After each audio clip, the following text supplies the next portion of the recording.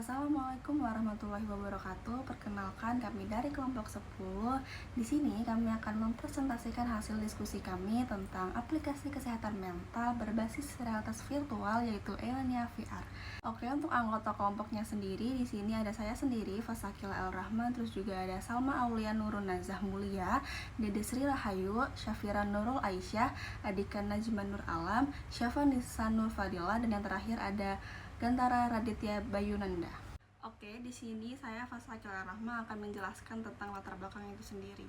Nah, isu ini tuh penting karena kesehatan mental itu sangat berpengaruh pada produktivitas, kualitas belajar, serta kesejahteraan seseorang.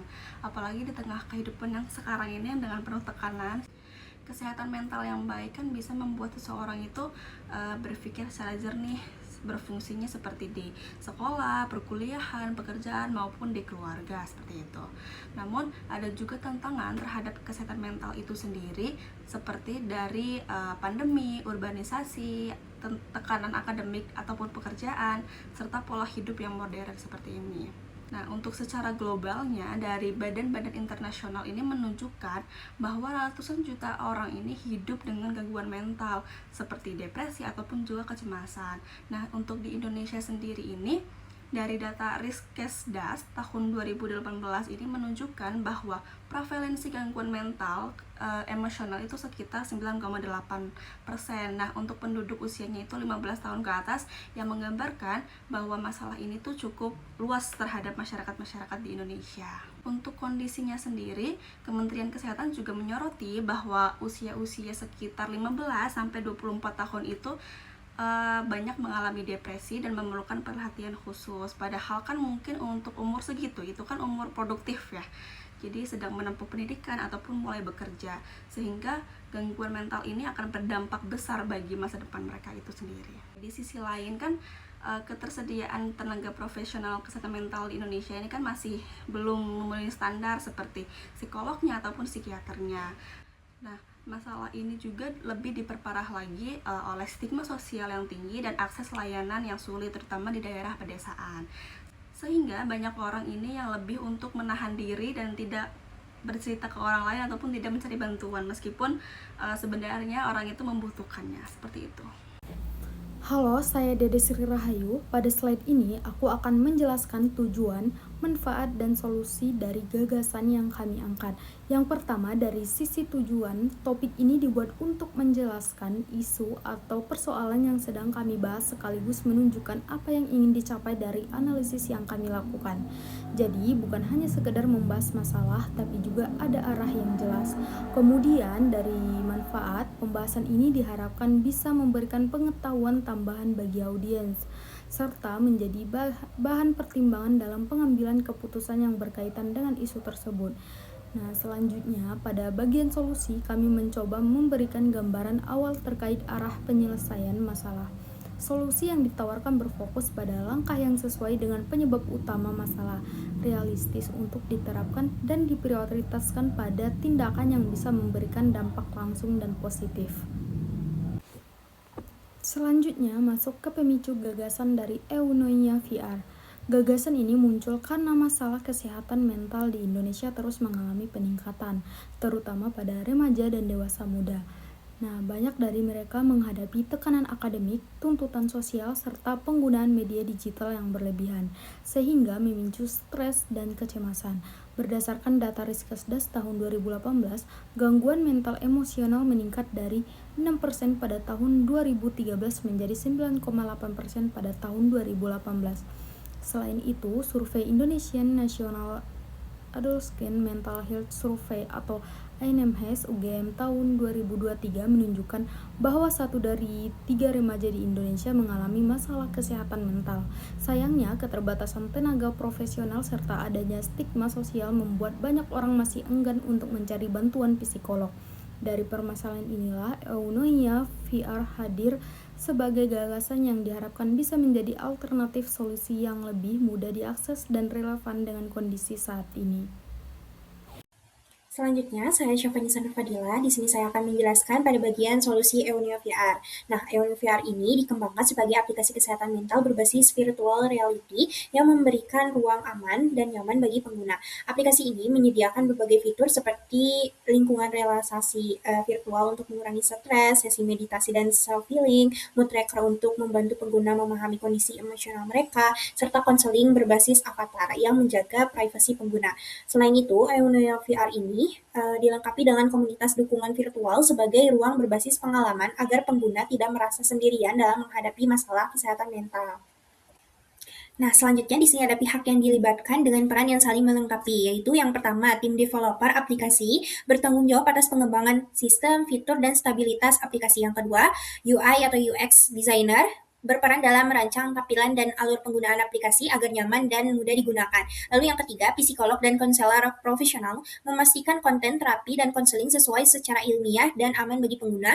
Lalu yang keempat, VR spesialis mengelola integrasi teknologi virtual reality agar pengalaman pengguna terasa imersif dan nyaman. Lalu yang kelima, animator 3D membuat lingkungan virtual yang menenangkan seperti pantai, hutan, dan ruang meditasi. Lalu yang keenam, tim quality assurance melakukan pengujian untuk meminimalkan bug dan error pada aplikasi. Lalu yang ketujuh, user tester memberikan masukan langsung dan sudut pandang pengguna, khususnya remaja dan mahasiswa. Perkenalkan, nama saya Salma Aulia Nurunazah Mulia dengan NIM 1050123000134. Pada slide ini saya akan menjelaskan langkah strategis pengembangan aplikasi Eunoia FR yang disusun secara bertahap dan struktur. Agar proses pengembangan ini berjalan terarah dan sesuai dengan kebutuhan si penggunanya. Strategi yang pertama itu ada riset dan identifikasi masalah.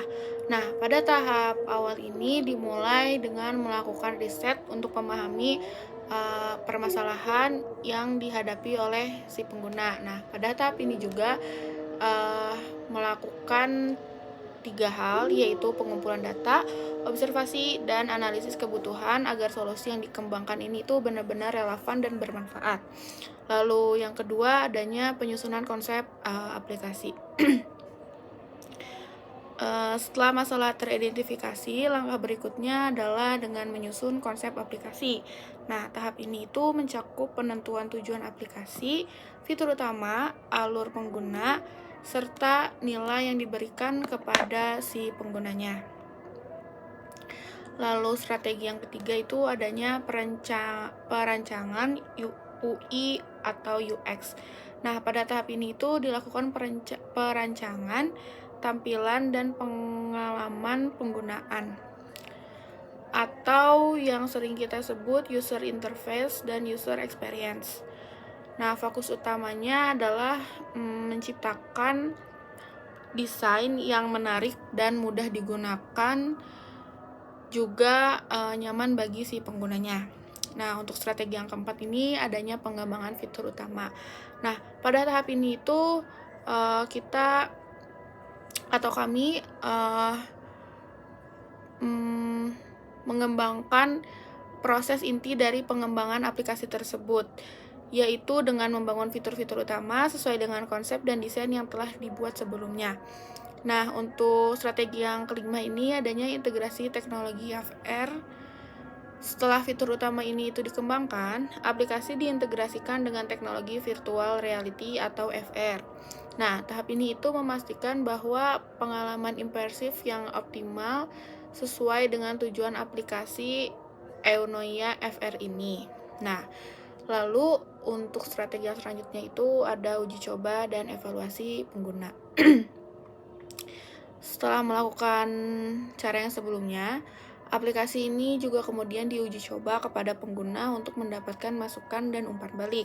Nah, hasil evaluasi ini juga digunakan untuk mengetahui kekurangan serta meningkatkan kualitas aplikasi itu tuh apa aja. Nah, untuk di langkah yang ketujuh ini atau strategi yang ketujuh ini, finalisasi aplikasi. Nah, berdasarkan hasil evaluasi ini dilakukan perbaikan dengan penyempurnaan aplikasi agar siap digunakan secara optimal tanpa kendala teknis. Lalu strategi yang terakhir ini peluncuran dan publikasi. Nah, tahap terakhir ini merupakan tahap peluncuran aplikasi kepada publik dan melakukan publikasi agar aplikasi ini itu dapat dikenal dan digunakan oleh target secara luas.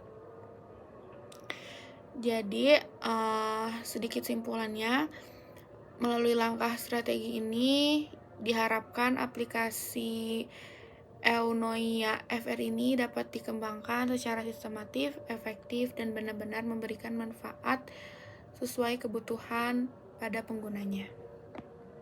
Nah, untuk slide selanjutnya ini, saya akan sedikit menjelaskan timeline pengembangan dari aplikasi yang kurang lebih sudah 8 bulan dirancang. Dengan pembagian kegiatan pada setiap tahap agar proses pengembangan berjalan dengan sistematis dan terkontrol. Nah, pada bulan pertama, kami meriset dan identifikasi masalah. Nah, pada bulan pertama ini, kami memfokuskan pada riset dan mengidentifikasi permasalahan yang sudah saya tadi jelaskan di slide sebelumnya. Nah, di tahap ini itu bertujuan untuk memastikan bahwa aplikasi ini dapat dikembangkan berdasarkan kebutuhan yang nyata. Lalu pada bulan pertama sampai bulan kedua, kami menyusun konsep dari dalam aplikasi tersebut. Selanjutnya dilakukan penyusunan konsep aplikasi yang meliputi penentuan tujuan, fitur utama, serta alur penggunaan aplikasi sebagai dasar pengembangan selanjutnya.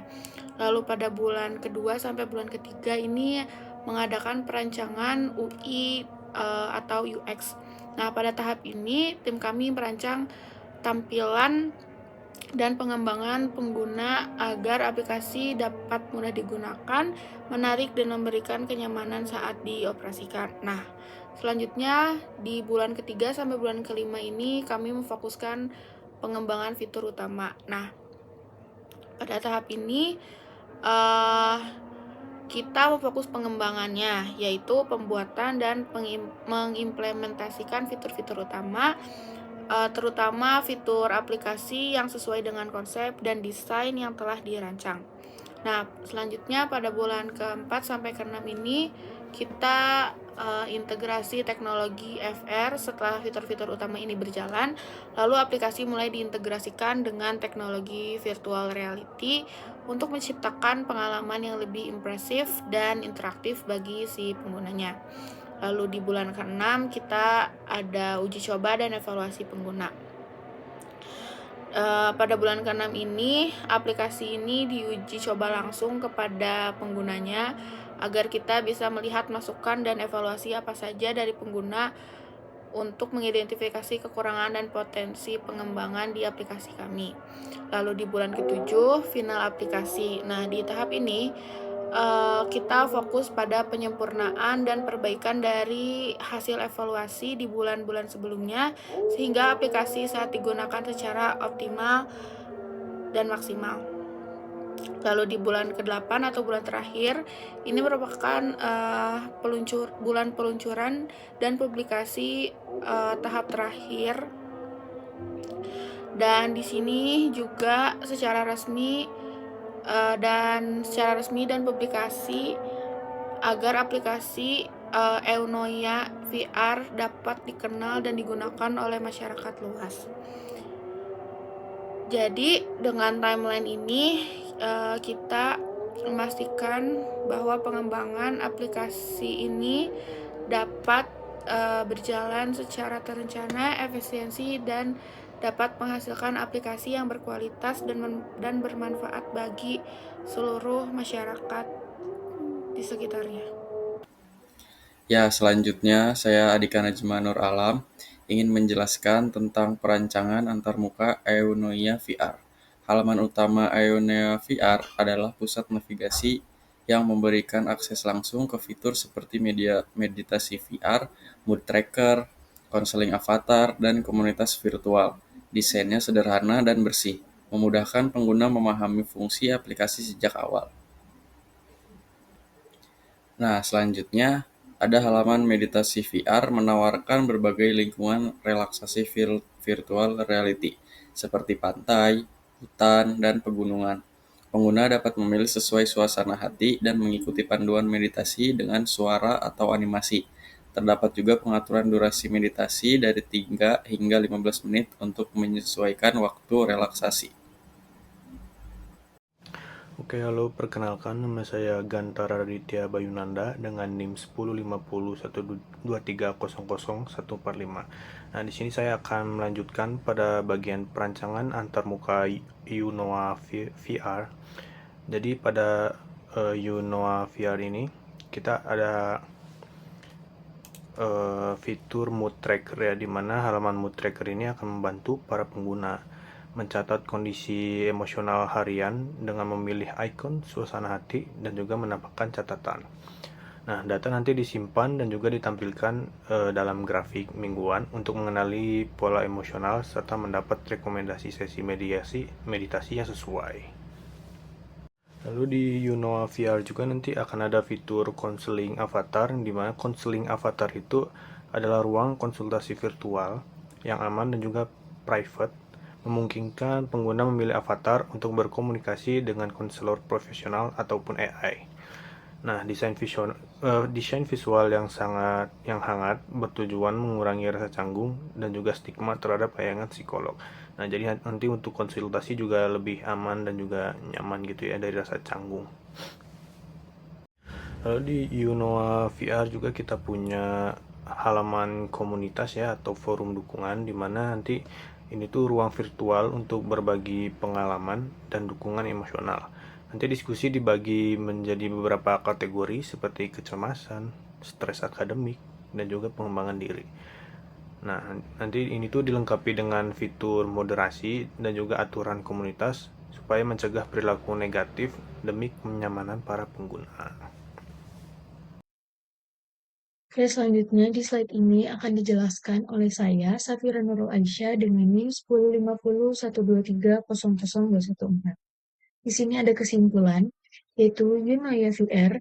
VR merupakan solusi inovatif berbasis virtual reality untuk mengatasi keterbatasan akses layanan kesehatan mental dan stigma sosial di Indonesia dengan menyediakan ruang aman dan private bagi pengguna, khususnya remaja dan dewasa muda, melalui integrasi VR imersif, AI mood tracking, dan konseling digital. Selanjutnya ada implikasi dan dampak. Unaya VR membantu mengurangi burnout serta meningkatkan fokus, konsentrasi, dan produktivitas sehingga relevan bagi mahasiswa dan profesional administrasi bisnis, sekaligus menjadi contoh inovasi model bisnis digital berbasis freemium yang didukung strategi branding dan pemasaran digital.